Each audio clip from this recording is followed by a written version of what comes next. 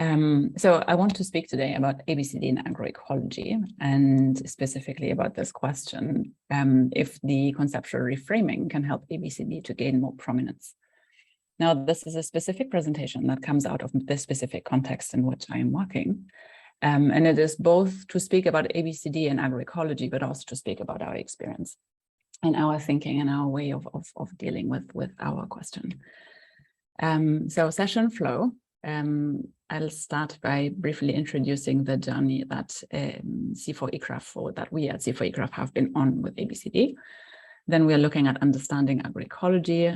Then we'll speak quite a bit about ABCD and agroecology and their connections and how to approach it and how we approach it, at least. And then short reflections on framing and embracing change, which is going back to my title and to why I wanted to have the session today.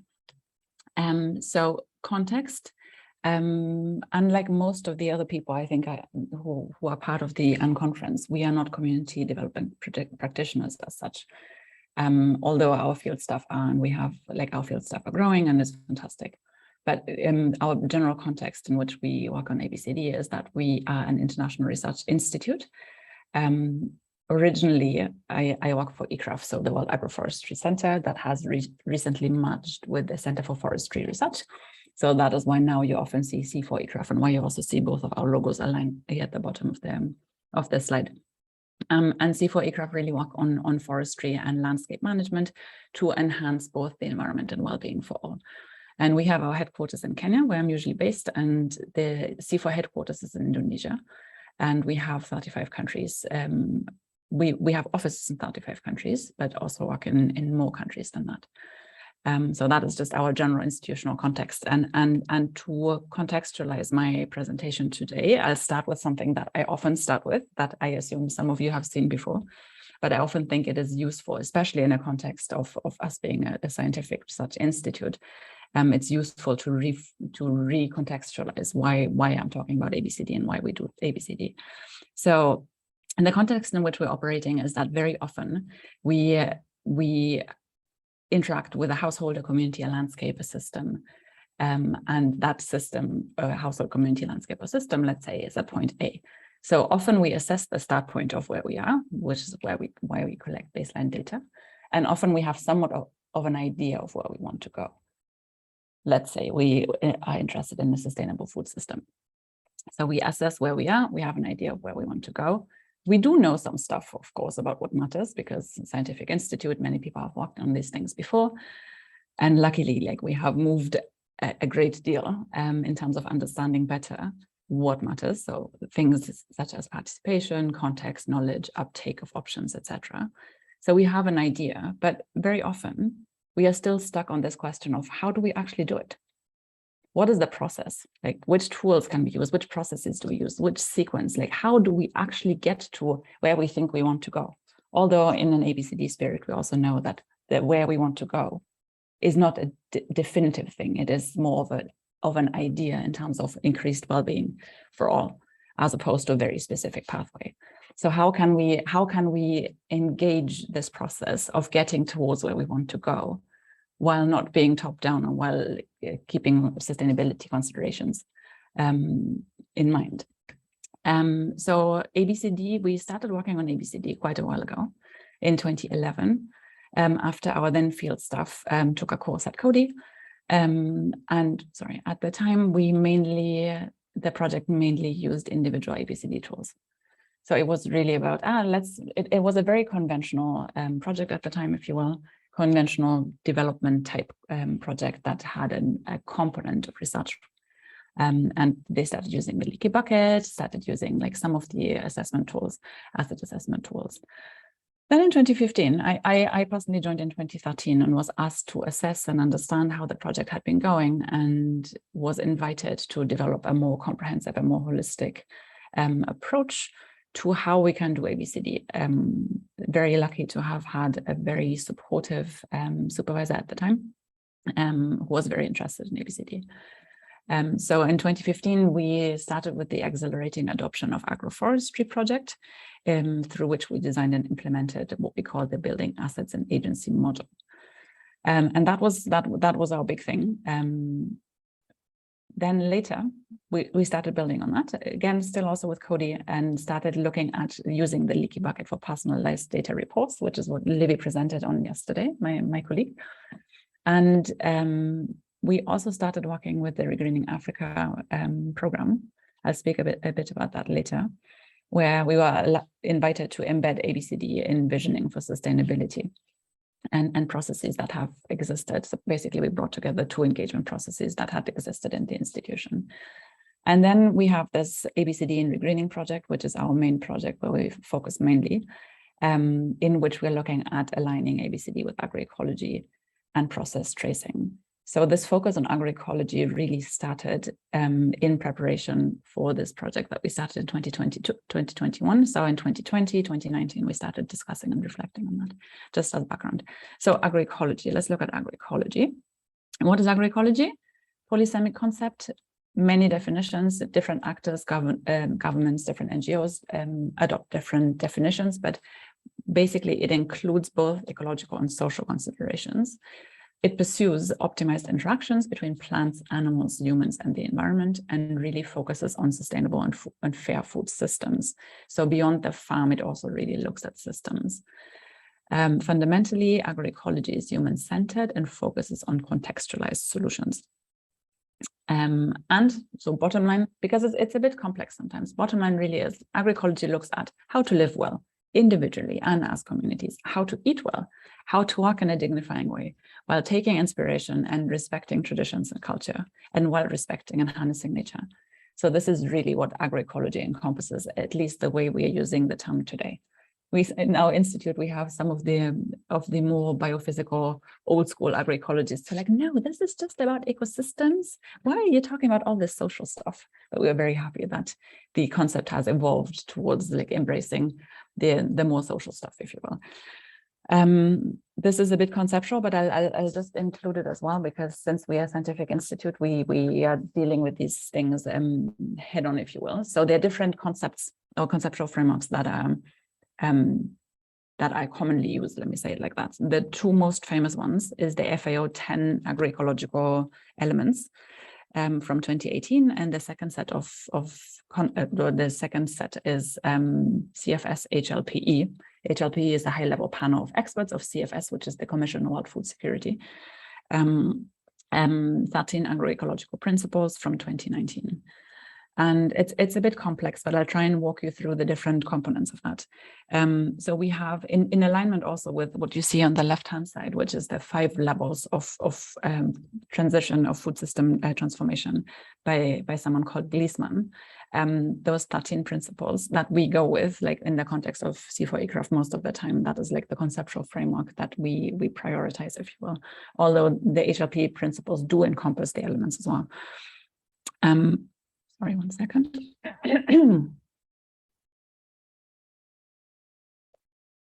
So we have seven principles that start here. Let's start here from the left-hand side. So recycling, animal health, soil health, input reduction, biodiversity, economic diversification, and synergy that focus more on agro-ecosystem management, what you see on the left-hand side here.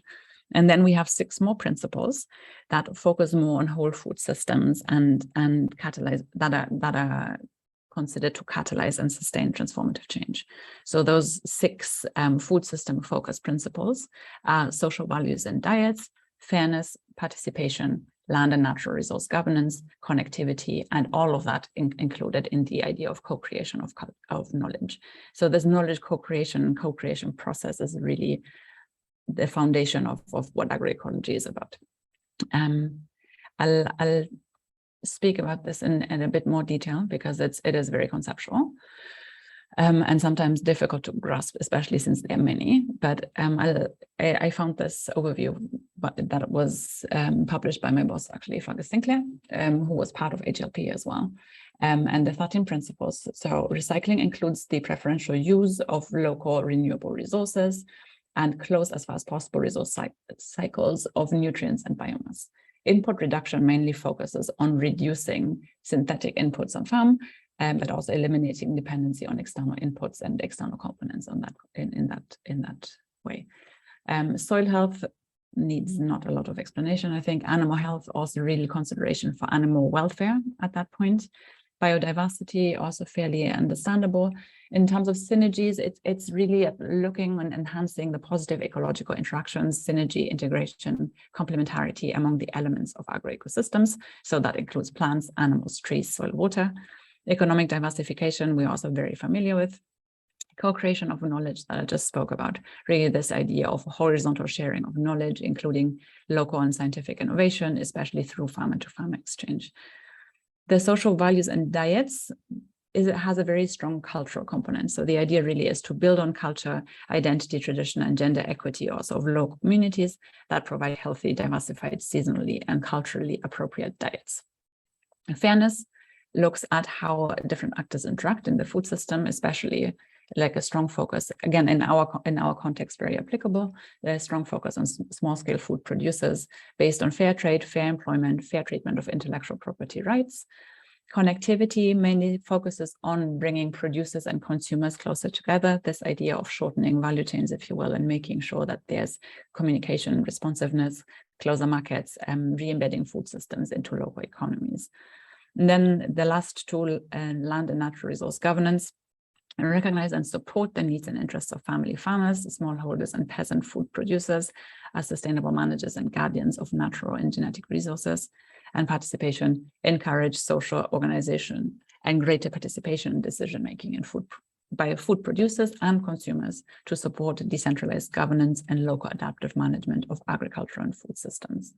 So those are the 13 principles that are now at the moment the most commonly referred to conceptual framework for agroecology. And these 13 principles are organized under 3 organizing principles. So if you look at the left-hand side of the circle on the right, you have like the left-hand side on at the bottom, you have recycling and input reduction that fall under the organizing principle of improved resource efficiency. The following 5 fall under strengthening resilience, and then the remaining ones fall under securing social equity. I'm highlighting them specifically because I use that again later and compare that with ABCD and see how the concepts align. Yes. So agroecology simplified because, as I'm saying, it's a bit complex and it's a bit difficult at times to really look at what matters. According to my understanding, what really matters in agroecology is these 3 elements that you're seeing. So that on the one hand, there's this element of integrated natural farming, of living and farming with and in respect of nature, both on farm, but also beyond the private farmland. So also looking at landscapes and whole ecosystems and the world, if you will, in total. But then also these very strong components of social justice and more circularity in the economy. And as I was saying as well, agroecology does not only look at practice. That is where the agroecology concept started, on-farm practices. So like more eco-friendly, if you will, on-farm practices. But then beyond, the concept grew to really embrace processes as well and embrace systems. And the underlying idea of agroecology really is that the science, social movements, and the set of practices, applied set of practices, need to interact for food system and for systemic change to happen. So this is agroecology. Now, as I said initially, we started embracing agroecology in the context of our main project that we're working on at the moment, which is the ABCD and Regreening project, how we call it. So what you see here on the screen is the Regreening Africa sites in Kenya, and just a brief background on Regreening Africa. Regreening Africa is one of the main programs that we are hosting at ICRAF at the moment. It is implemented in 8 African countries, $25 million, I think, or 25 million euros across 5 years initially. Very, very ambitious targets, not without difficulty at all. And Regreening Africa invited us to participate. We came in later after they had started working on that project already. They invited us to help them to understand better which kind of processes can be taken by external actors to basically reach outcomes, to help achieve targets. So that was a very welcome thing for us to do. So we started focusing where you see the circle here in Homa Bay, in Homa Bay County, which is one of the 47 counties in Kenya. And it's located in Western Kenya, close to Kisumu, where we have been focusing for a long time on Lake Victoria, which you can see also on the left-hand side here. And we jointly defined the outcome areas for our project. because that's how we operate. And we have 3 outcome areas. One is farm and practice level based, looking at behavior change towards greater sustainability through the adoption of sustainable on-farm practices. At the process level, we're really looking at how to identify and define contextually suitable, scalable, community-driven approaches and processes.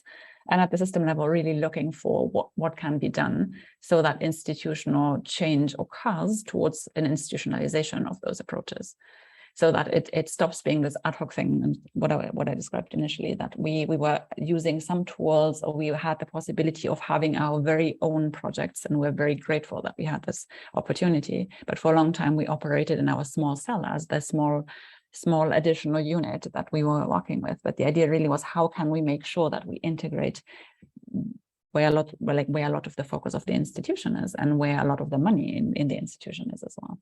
So that is our overall interest in this project that we're doing. In terms of science, because of Research Institute, we are really looking at conducting a robust realist contribution analysis that is based on an actor-based theory of change. All of that to say, we're really looking at providing, being able to generate and provide scientific evidence for proving that process matters. Because one of the things that I assume many of you will also face, and that we definitely face in the context of our very rigorous scientific institute, is that people say, oh yeah, this is all anecdotal. Can you prove to me that it matters? Prove to me that it works. And that opens a whole can of worms in terms of how do you prove something, which kind of data is relevant, which kind of data do we believe, and we know these things. So we're really trying to speak the language of the scientific community while doing justice to ABCD in an overall framing of agroecology. And one of the ways in which we decided to respond to this challenge, if you will, because it is a big challenge for us as a team, was to use BioVision's farm level agroecology criteria tool, FACT, to monitor project outcomes at farm level. So specifically looking at this farm and practice level, so whether there's any change towards adoption and sustainable engagement in sustainable land use practices, which is the main interest of the Regreening Africa program. We are monitoring that by using this specific agroecology tool. And also here, important to say that the entire project is funded by BioVision Foundation, which is one of the big donors for agroecology, especially in East Africa, but also beyond that. BioVision Foundation is based in Switzerland. So, logic and practice. It's a bit conceptual, and I'll be doing quite some talking, but I hope that it's interesting for you. The logic and practice of ABCD and regreening, and how we look at the contribution that we make and what we are trying to prove, basically. So this is like the background, how we are explaining to the wider scientific community as well, what our intention is and what we're trying to achieve. So basing ourselves off of the ABCD principles, and we know that there are many different sets of principles, but we have selected 3 that resonate the most with our work, which is everyone has gifts, start with what you have, and relationships build a community.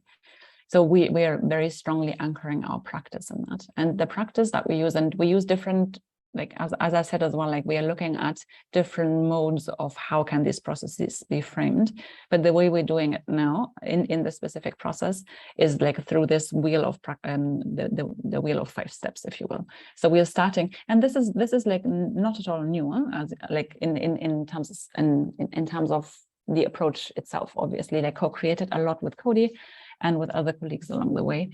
But our practice now has this a definitive 5 steps, if you will. Introduction to ABCD, and really focusing on assets and strengths, and speaking about this importance of focusing on assets and strengths. Then we have the appreciative interviewing, setting the tone of self-belief by sharing stories of personal achievements, hope, and courage.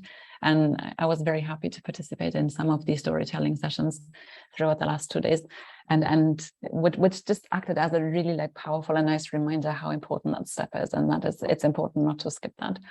And then the bulk of the assessment of the existing assets, strengths, and opportunities through the various tools to really understand what you have and where to start. And then integrated community action planning, where we are matching the strengths and assets with development objectives, and then participatory monitoring and evaluation that is being done regularly. To generate conversation, to have more storytelling, and to support the community following up on their own objectives and adjusting them flexibly, however it makes sense to them. So as I said, we are trying to prove that process matters across the contribution claim that you see on the right-hand side. So the idea that ABCD fosters attitudinal and behavioral change across 3 or 4 elements, if you will. Number 1, people realize what they have and believe in their ability to influence their lives positively. Number 2, people decide to start with what they have and use it better and in a more coordinated way, including by identifying low-hanging fruits. And then C, people come together and use their social networks to find solutions. So on the one hand, collective action without any external support, and on the other hand, through really engaging strategic partnerships with external actors. So this is, again, also in the context of the regreening program and in our overall context, where I am working very hard on the institution understanding this framing and adopting this framing of us being an external actor that can interact with communities, but never be the one who does the doing.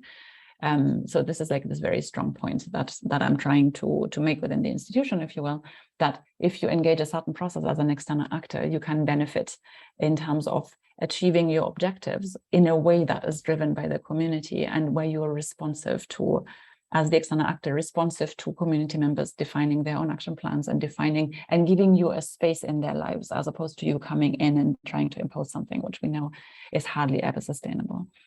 So this is like our overall approach here. And then, like, as I said, we have these 3 outcome areas, and we really looked for how we can ensure that the agroecology somehow is aligned from the onset with this. Because as you saw, like conceptually, like there's a lot of overlaps, but I was really trying to make sure that we use the tools and speak in the language that is accepted in the context, if you will. And there are various tools that are being used out there. But some of the most famous ones are here, but I actually go into that now. So aligned to the FAO 10 elements, there's TAPE, which is very famous. That is like promoted by FAO. And if you work on agroecology, I'm sure you have heard about it. That really looks at assessing projects to see whether they are agroecological. And then there's a farm level tool that never quite took off. Then BioVision has an ACT tool, which also looks at project level. That is also fairly famous. And then building on the CFS HLP principles that came in later, as you see, is the BioVision FACT tool, the farm level tool, and the BACT, which is the newest, that is just still being developed and being adjusted at the moment. Since at ICRAF, we have this very strong focus on agroecology now, and we have a strong team that we built recently around agroecology. We have ongoing research projects that also really look into the metrics question. So we have this very big EU-funded metrics project that is part of the wider transitions project. I'm just saying that so that you've heard it, and I'm happy to speak about it more or refer you to that in case that's interesting. And the second is the 1CGIAR agroecology initiative that has a dedicated work package on metrics. And metrics here look both at characterization, so the idea of whether or not something is agroecological, but also the performance to really understand and again prove that agroecological alternatives make sense. Now, how the making sense is being defined as part of the very many things that are being done by the teams working on those questions, because make sense very often in the agricultural context will be only productivity, will be only profitability, but we also like working on both looking at the specific metrics that need to be looked at, but also at what constitutes a desirable outcome, if you will. But going back to our project itself, our ABCD Agroecology project, we decided to go with the BioVision, oops, I have a typo here, the BioVision farm level agroecology criteria tool. And it proposes 58 categories or questions. The tool is structured as a questionnaire, survey questionnaire. It has 58 questions with a drop-down menu of four or five pre-coded answers across these areas. So it proposes 12 system components. Again, it's a bit conceptual. It has 12 system components, 9 of them on-farm. So here, including workers being considered as on-farm components, and then community, value chain, and policy as 3 off-farm components. And here, these are the 13 principles. So the first 2 aligned with the initial organizing principle, the second resilience principle, and here from 8 to 13 aligned to the social equity organizing principle. And what we noticed very quickly when we looked at this, because we were really trying to find something that works for us in our context of ABCD, but that allows with the voice of agroecology to speak to the people who are interested, right? It's always this idea of creating win-win situations and speaking a language that resonates with what people are interested in. But what we noticed very quickly was that there was a very strong dominance in the tool itself towards, first of all, the agroecosystem management focused principles. So especially principles 1 to 6, and then also on-farm components. And so on-farm components: soil, water, crops, livestock, trees, pests, energy, specifically. Then there was here, in terms of the economic diversification, there was more. Also, the only principle where there was both the on-farm components and the off-farm components were being considered. And then in terms of social equity, very little. I have the percentages somewhere, but I don't remember well. But like, we looked at this and like, okay, yes, we can use this. And what we started doing was we tried looking at where we expect ABCD to make a positive contribution. So we just colored it green where we expected a positive contribution, yellow where we thought yes, but not as straightforward, and then blue where we thought, okay, we're not sure whether there's a positive contribution in that context. Sorry. And we noticed, or we saw, that ABCD is likely to influence, in terms of system components, soil, crops, trees, households, community, and value chain. ABCD in our context again, the way we do it at ICRAF, these system components. And so in looking at the principles now, the ones that are most likely to be strongly influenced is economic diversification, number 8. Oh my God, why am I forgetting what they are? Number 8 and number 11. I actually have to look them up again because I lost it at the moment. So that is what we found out. And we're like, okay, yeah, not bad, but how about we define beyond that what we think should be in a tool? So we decided to strengthen the tool itself by adding more criteria, if you will, by really strengthening the social dimension. So we looked at the contribution claim, like the contribution claim that we made, and looked for how we can localize that within the existing framework, so that we would be able to speak to the existing framework and also expand the existing framework a bit. So we added these here. How do you access and share information about market prices? Do you consider the potential benefit of buyers who might buy your produce before choosing what to sell? Are you able to access different markets of your choice? Do you actively work with other members of your farm or informal producer group to improve your economic opportunities? Who is responsible for the well-being and advancement of your household? Do you actively participate in group savings and loaning? How well do you know, appreciate, and work with your neighbors, and how well do they know you? And do you individually or collectively with other members from your community collaborate with external actors? So we decided, we looked for how we could place these additional things on which we wanted to collect data and that we believe matter. We looked for how they could fit within the existing framework and added them where you see the pink elements. Which also then led to a shift in terms of the distribution of elements across the tool itself. Because let's remember again, like we're looking at a tool like that, and in the end we will say, oh, something is more or less agroecological, for example, or we'll say someone's practice is more or less agroecological. But then we forget that how we are defining whether or not it is agroecological before was very strongly biased towards on-farm system components. So someone who does like fantastic stuff, which is a lot of the things that, fall under what we are interested in, the very strong community building work, like all of these more intangible things that have very tangible outcomes, but might not necessarily focus there. They might be underreported, if you will, and might be and therefore undernoticed, right? So the idea really was that it's important to define what matters and then to generate evidence about what matters.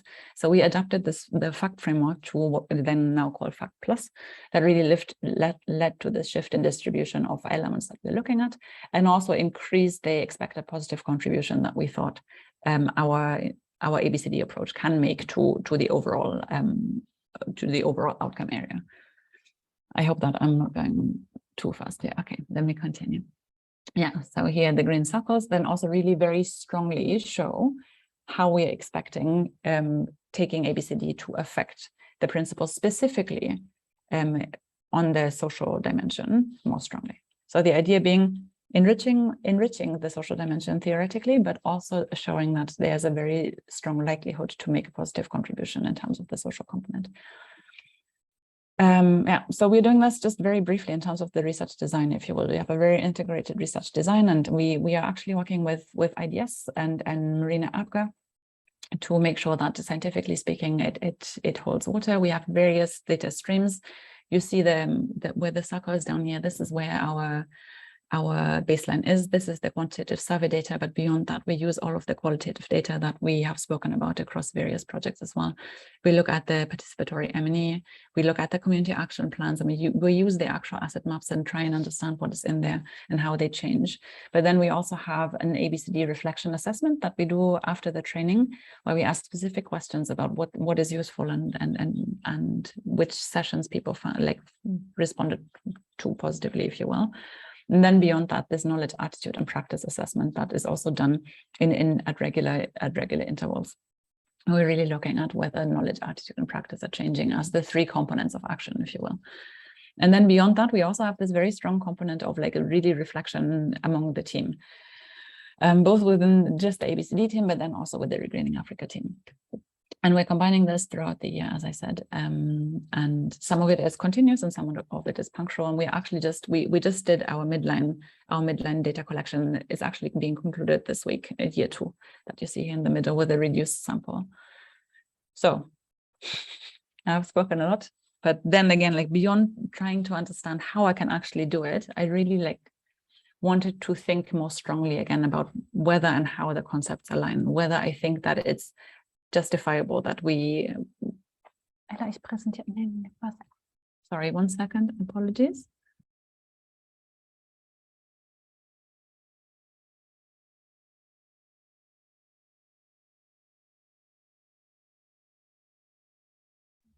Okay, sorry. So what I said was I was really trying to see, like, whether conceptually ABCD aligns well with agroecology, but also to really understand what addition ABCD can make to agroecology. One of the terminologies we use a lot in the context of our agroecology work is always this idea of the value add. So I was really trying to understand what is the value add of ABCD to agroecology. So I tried doing this, like, through the principles, right? And I started with speaking about how our practice. Yeah, I love it. This is similar. Yeah. Our ABCD principles that, like, are guiding our ABCD practice. Everyone has gifts, start with what you have, and relationships build a community.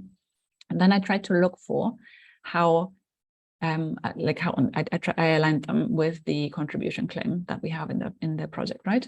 Setting the tone for self-belief, individuals use what they have, and communities share and use what they have, and strategic collaboration.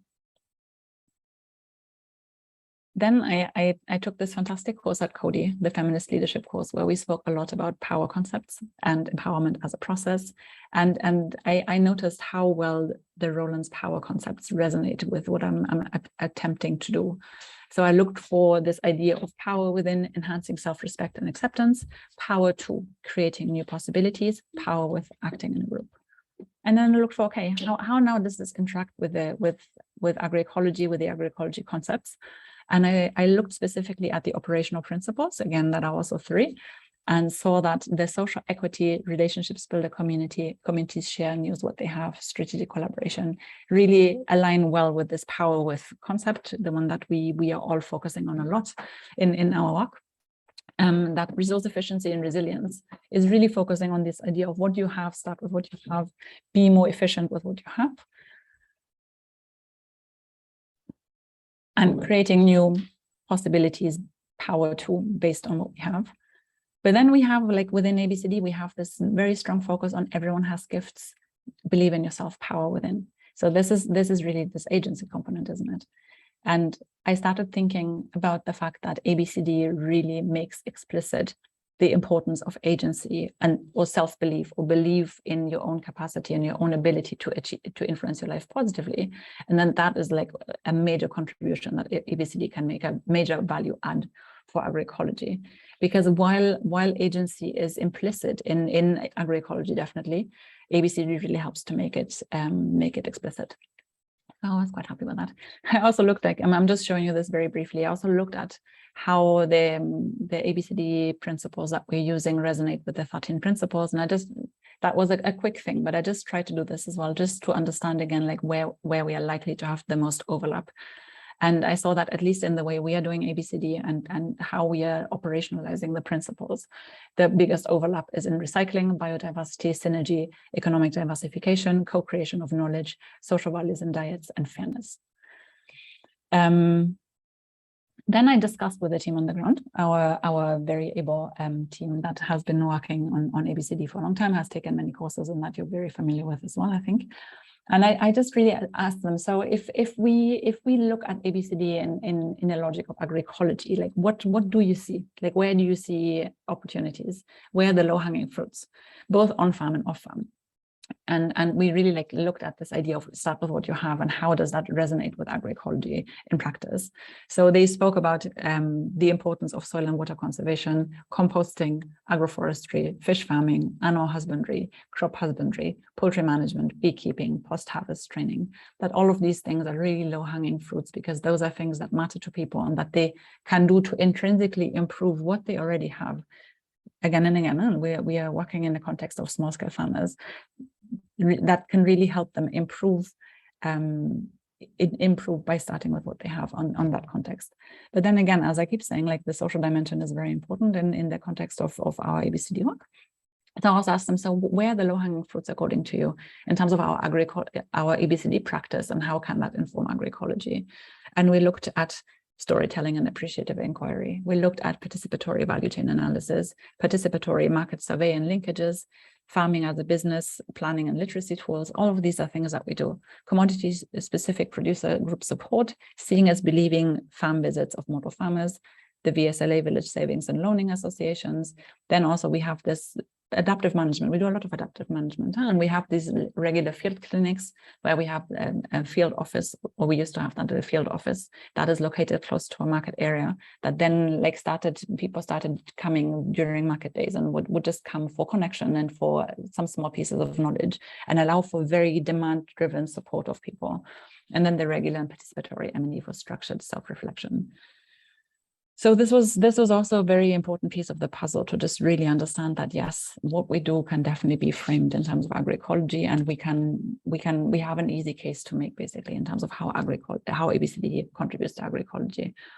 We also did some more scientific analysis. We did some discourse analysis related to the Farmer Dashboards project and analyzed focus group discussion, focus group discussion data in terms of how well it aligns with the different principles, but I'll skip that for now. So just to summarize here, ABCD's potential to strengthen the social dimension of agroecology.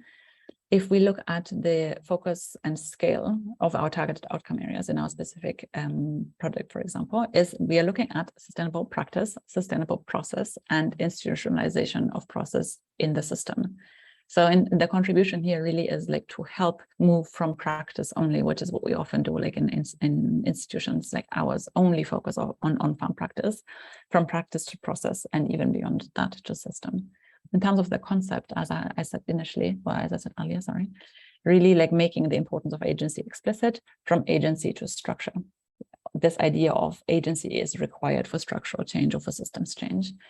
The second conceptual contribution, really this emphasizing of the holistic, appreciative, inclusive perspective on one's existing assets in terms of the glass half full. And then, sorry, I forgot to write the rest. But then the idea of using that incrementally as well. So start with what you have and where you are. In terms of procedure and ethics, really rethinking the way we do things as external actors, which is what I referred to earlier as well, and really go from deficits and needs to strengths and preferences.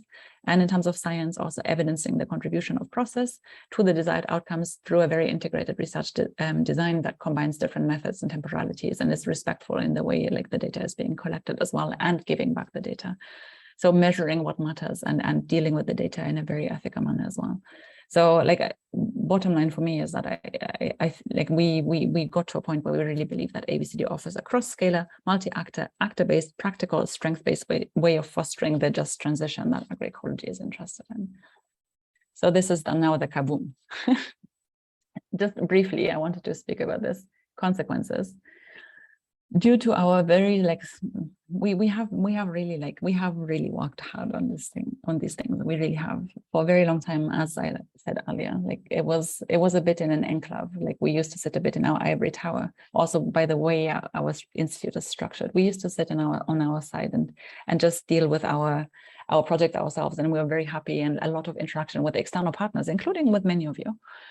A lot of external interactions, but within the institute we're somehow stuck a little bit, where people were like, yeah, this is, we do something just like that. And the point is not to be competitive and say, no, what we do is better. But the point is to say, hey, just do it, because you go somewhere, you have people write asset lists, and then you walk away with asset lists. You're not doing the same thing, because it's about process. So just in terms of consequences, we are lucky to be included in this process with Greening Africa, that beyond the fact that now we were allowed to do our work in the sites in Kenya, we were also invited to contribute to writing an approach that is part of the transition planning for the overall global Greening Africa program across the 8 countries. And I was actually invited, and I ended up leading this entire process of defining this sustainability planning strategy across 6 steps that has its very strong asset and stakeholder mapping focus here, where you see the circle, but that is where ABCD influences the way we do things a lot across all the different steps that is implemented across all the projects. Then beyond that, I was actually able and invited to bring that sustainability planning approach to the 1CJR Agroecology initiative. I was invited to 2 things happened to me.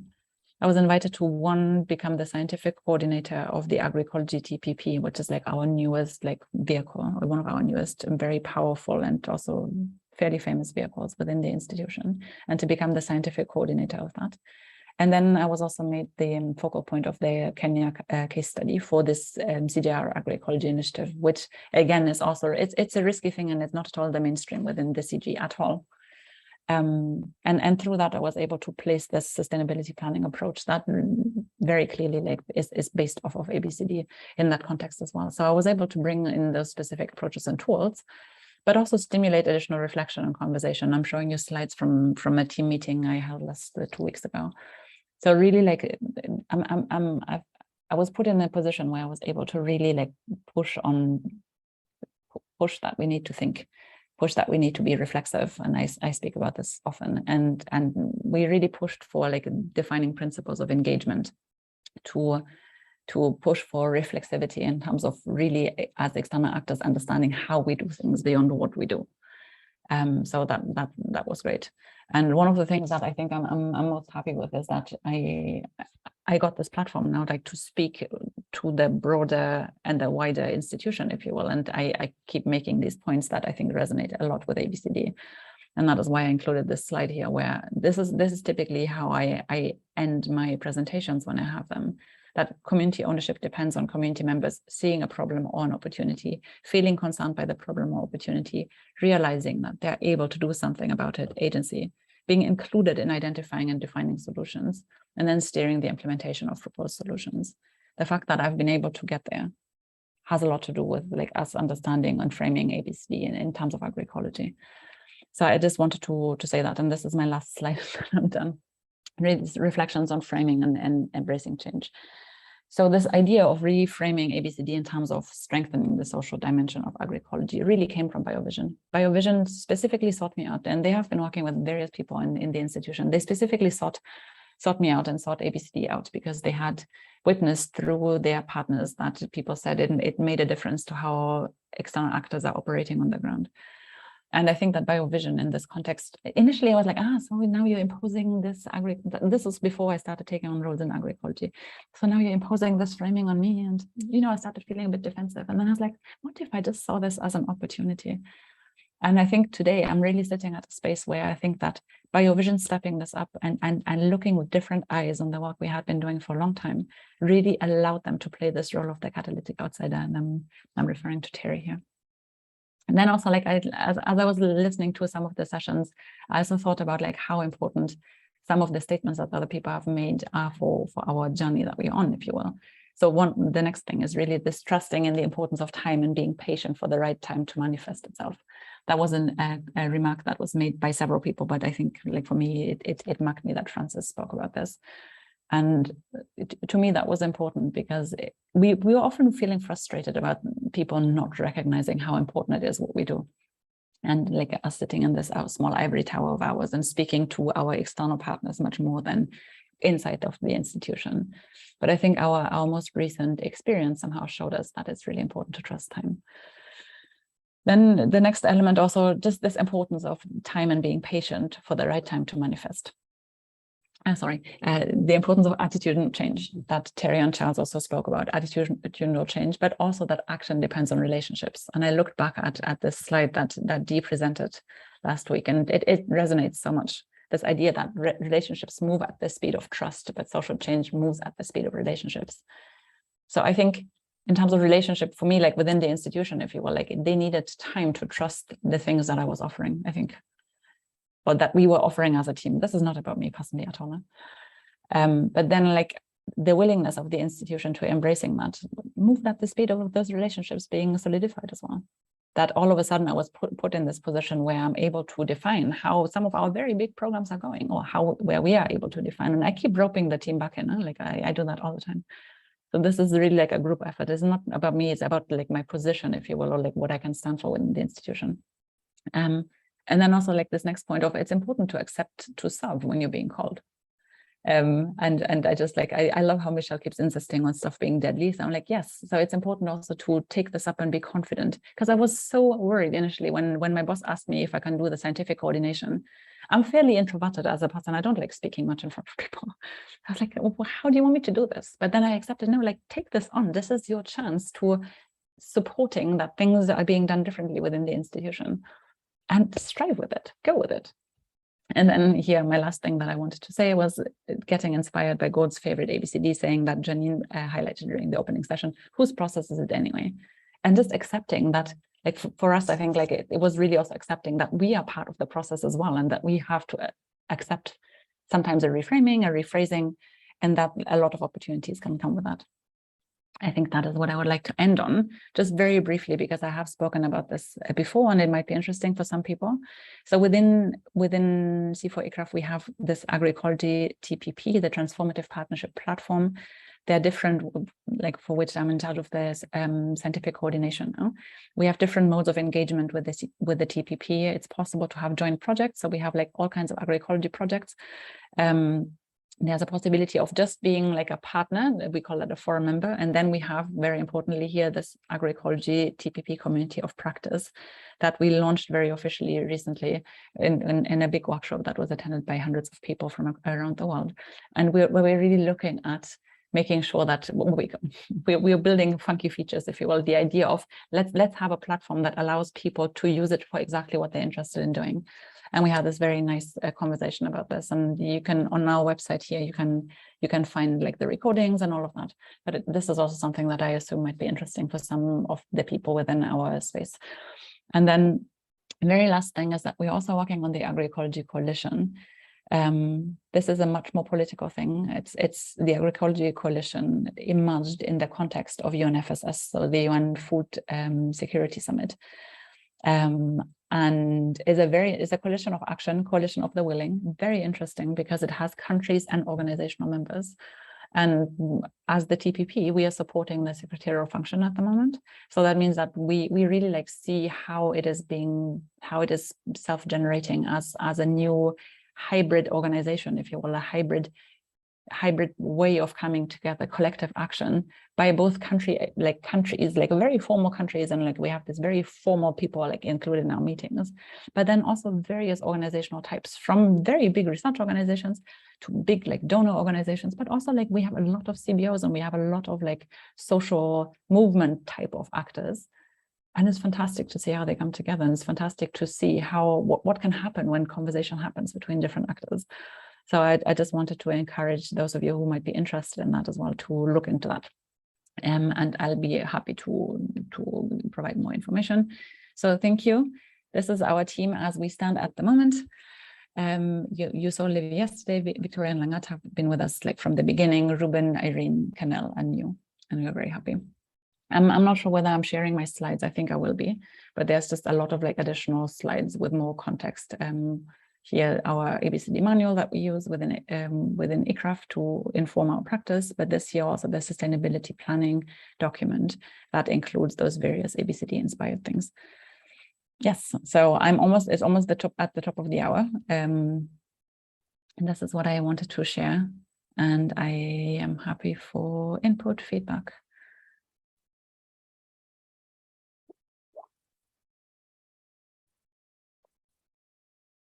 If there's any.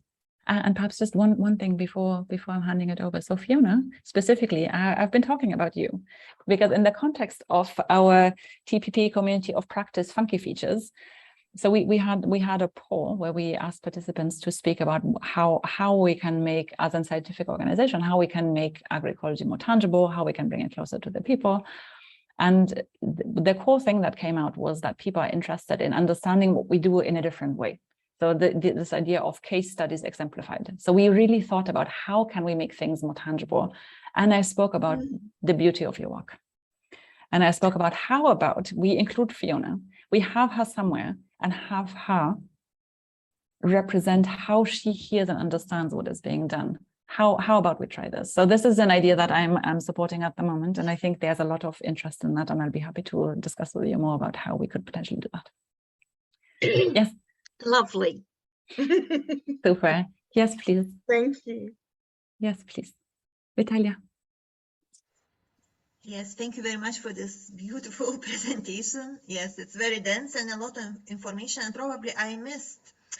Where is it located? Cosmologies of people, you know, like cultural worldviews and cultural beliefs. Because at some table, it looked like trees are being separated. It looks like it's very anthropocentric approach. And we know that it has very big limits. So now we tend to go a little bit towards indeed paying more attention to cosmologies, to multi-species communication and co-construction of knowledge, with including trees and different species, different ecosystems. So where is this aspect being included? Because you also mentioned like storytelling. So how do you process also data on storytelling, which can be a little bit of different type of data? It's a challenge, huh? It's definitely a challenge. And I think that's like what I started with as well, like trying to bring together different worlds and frame them in a way that they can speak to each other. So in terms of where is culture and where's these more intrinsic soulful things, where are they located? They are located in the overall agroecology concept. They are located under social values and diets. There's some criticism about surrounding that, and we discussed this quite a bit. And we had a big conceptual discussion yesterday also with our metrics team, and we spoke about how important it is when speaking about agroecology to say that none of the concepts is ever able to capture the spirit of agroecology, because the spirit of agroecology is this unity, right? It is the idea of looking at all the bits and pieces, but looking at them in unison. And that no conceptual framework can ever achieve that, like to show these interactions and the deep appreciation for that, like sufficiently. I think that is like part of the conceptual response, perhaps. In terms of how we deal with this, in our research, what we're doing is we're recording them. So we are recording a lot. Our field team has these protocols. We are recording a lot of these success stories, for example. We are recording a lot of the process data during the participatory M&E sessions. But for now, we've not found a way for how we're dealing with that. And I was thinking about it also yesterday evening as we were sitting in the session, especially in the context of now us building this agroecology community of practice. We have this possibility. I also lead a project that is called 1 Million Voices, which is a citizen science project. So I think the combination of citizen science with agroecology, with ABCD and storytelling has a lot of potential. And I'm not very sure, so it's still discussions, but one of the things, so a citizen science is this idea that different people come together and contribute their data. So it has different dimensions, but the idea of people contribute their data so that we create a data set that is not driven by scientists. But then there's also this additional component of citizens coming together to analyze data and help with understanding data. So typical things that you could look at in terms of citizen science, like traditionally was this like bud counting thing where people would say, oh, I saw 15 crows today, I saw 20 stalks, and then that data would be aggregated and brought together. What we typically see when we say, oh, there has been proof of this and that species that we believed was extinct. This is a typical like traditional way of doing citizen science. But we're really looking at how that can be done through digital platforms. And in our agricultural and conservation space, for example, we have these mobile phone applications where people screen a specific pest on a tree or on a food crop. And it will be like within the database, like it is compared both with like scientific input, but then also with the participatory input of other people who experience the same thing. And we're also really looking at how we can build on that people are able to bring in their successes and bring in their experience in those apps that are then available. And there's quite some tension because agroecology and it's always important to keep this in mind, that there's no silver bullet and there's no universally applicable solutions, but they need to be contextualized. We're really looking at like how that can be done, that people are able to bring that up. And in the context specifically of the storytelling, I participated in the session yesterday that was co-led by Rory on the dominant narrative, the counter story, and the emerging narrative.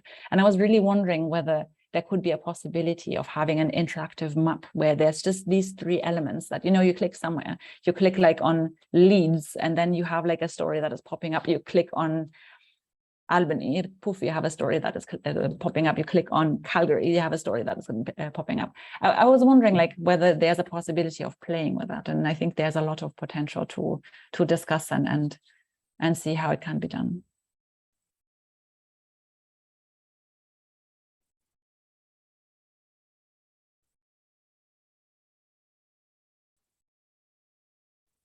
Do we have more questions, feedback? I have not at all managed to read the chat.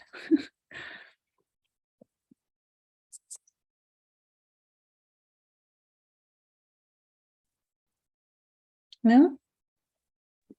I just had a thought about how you could potentially action the map.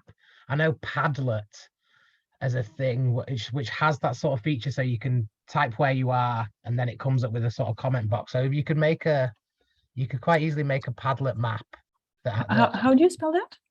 So let me just check. So PADLET.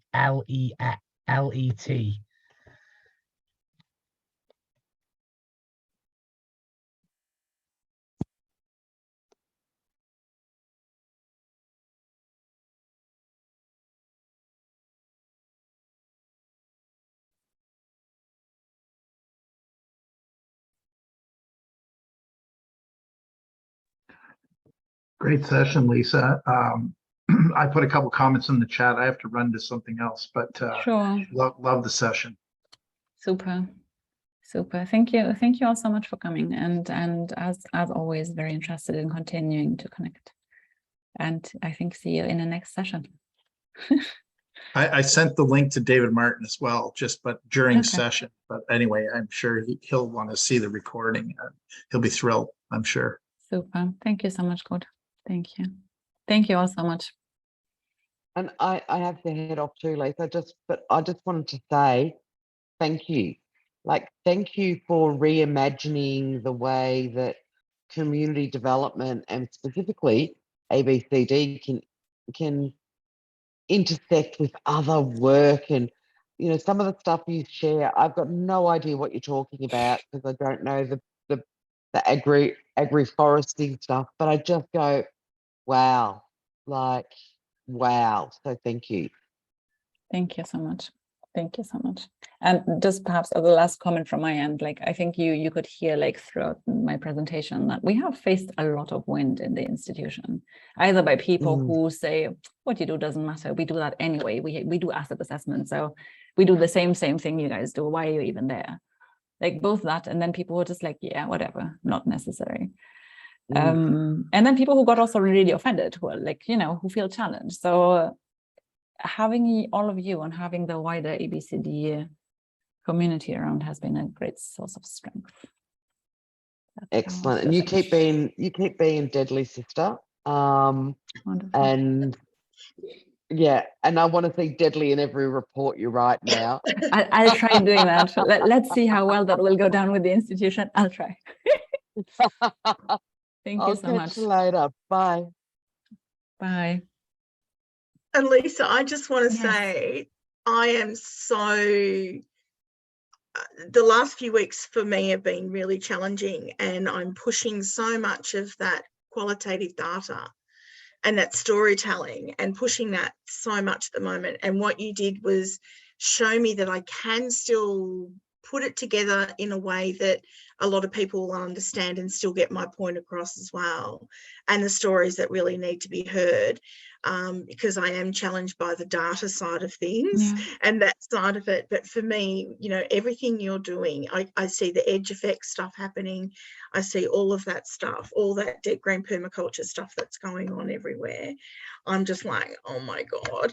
And I'm going to have to watch this again because I just was like, I didn't know whether to draw or listen. So yeah, it was just beautiful, Lisa. So thank you so much. And please always feel free to reach out to us. Like, this is also our contribution as a team, that we have like people who do the sciencey stuff as well, right? Well, I am very strongly focused on, you know, the conceptual, the social, the qualitative, like Levi especially, he very strongly focuses on all the quantitative aspects. He does a lot of data analysis, like he does all these very interesting things that I love. And I'm like, cool, okay, let's do that.